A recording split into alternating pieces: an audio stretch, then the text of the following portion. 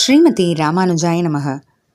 வசுதேவசுதம் தேவம் கம்சசாணூரமர்தனம் தேவகீ பரமானந்தம் கிருஷ்ணம் வந்தே ஜகத்குரும்.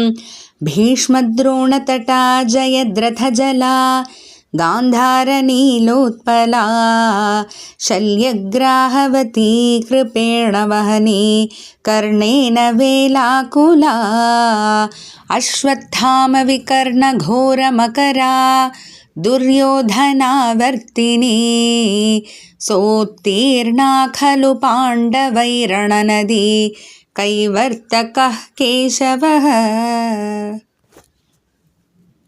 நாள்தோறும் பகவத்கீதையில் இந்த 5வது அத்தியாயத்தில் பகவான் ஆத்ம சாட்சா்காரத்தை நோக்கி இருக்கக்கூடிய 6 நிலைகள் பற்றி சொல்லிட்டு வர்றாரு. அதில் முதல் நிலை விருப்பு வெறுப்புகளை தாண்டியது, அதாவது வேண்டியது வேண்டாததெல்லாம் பாதிக்கப்படாத அந்த ஒரு நிலைன்றது 20வது ஸ்லோகத்தில் பார்த்தோம். அடுத்து 21வது ஸ்லோகம் மூலமாக வெளி விஷயங்கள்னால எதுவும் பாதிப்பு ஏற்படுறதில்ல, அதாவது இதுக்கு முன்னாடி பிடிச்சது பிடிக்காததை தாண்டி இருக்காங்கன்றது. இப்போ 21வது ஸ்லோகத்தில் வெளி விஷயங்கள்னால எந்த பாதிப்பும் ஏற்படுறதில்லைன்றதை எப்படின்னு பகவான் சொல்கிறாரு. அது எப்படின்றத பார்க்கலாம். பாஹ்ய ஸ்பர்ஷேஷ்வசக்தாத்மா விந்தத்யாத்மனி யத் சுகம் சப்ரம்மயோகயுக்தாத்மா சுகமக்ஷயமஷ்ணுதே.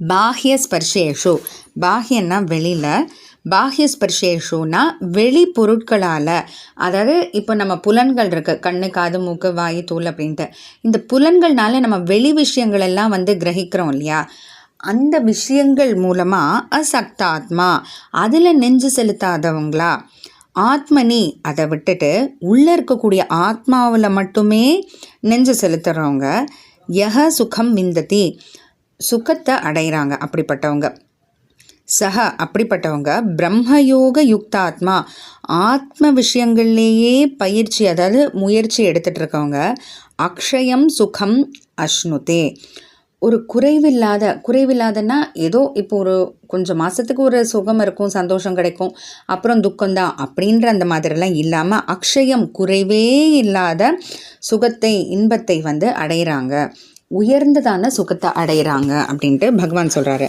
எப்படிப்பட்டவங்க அப்படின்னா வெளி விஷயங்கள்னால பாதிக்கப்படாதவங்க அப்படின்ட்டு. அது எப்படி நடக்கும் அப்படின்னா, ஏன்னா முதல் நிலை அவங்க வந்தாச்சு இல்லையா, முதல் நிலைன்றது பிடிச்சது பிடிக்காதது. இப்போ நமக்கு சுற்றி இருக்கக்கூடிய விஷயங்களில் பொதுவாக நமக்கு இப்போ சாப்பிட்ற விஷயமா இருக்கட்டும், இல்லை நம்ம பார்க்குற விஷயமா இருக்கட்டும், இல்லை காதால் ஏதோ கேட்குற விஷயமா இருக்கட்டும், சில விஷயங்கள் பிடிக்கும், சில விஷயங்கள் பிடிக்காது அப்படின்லாம் இருக்கும். ஆனால் இந்த முதல் நிலை வந்தாச்சே, பிடிச்சது பிடிக்காததெல்லாம் தாண்டி இருக்கக்கூடிய அந்த நிலை வந்தாச்சு. அப்போ வெளி விஷயங்கள் எதுவுமே பாதிக்காது. வெளி விஷயங்கள் எதுவும் பாதிக்காததுனால ஆத்ம விஷயத்துலேயே அவங்க நல்லா ஈடுபடலாம், அதுலேயே இன்னும் பயிற்சி செய்யலாம். அப்படி இருக்கும்போது அவங்க ஆத்ம விஷயத்திலேயே நிலை நிற்கிறவங்களா இருக்கிறதுனால அவங்களுக்கு குறைவே இல்லாத ஒரு சுகம், உயர்ந்ததான சுகம் கிடைக்குது அப்படின்ட்டு பகவான் சொல்கிறாரு.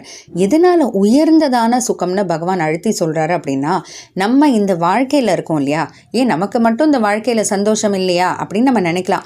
ஆனால் எந்த ஒரு சந்தோஷமும் நிலையானது இல்லைல்ல, இப்போ வரும் அப்புறம் போயிடும், எப்போ வரும் எப்போ போகும்னு நமக்கு தெரியாது, எவ்வளோ நேரம் இருக்குன்னு தெரியாது, அதனால் நிலையானது இல்லை.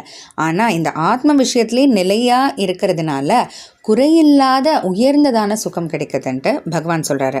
அதனால் முதல் நிலை பார்த்துட்டோம், அதில் பிடிச்சது பிடிக்காததுன்றதை தாண்டி இருக்கக்கூடிய நிலை. அதனால் 2வது நிலை என்ன அப்படின்னா வெளி விஷயங்கள்னால பாதிக்கப்படுறதில்லை அப்படின்னு. தொடர்ந்து அடுத்தடுத்த நிலைகளை பார்க்கலாம். ஜெய்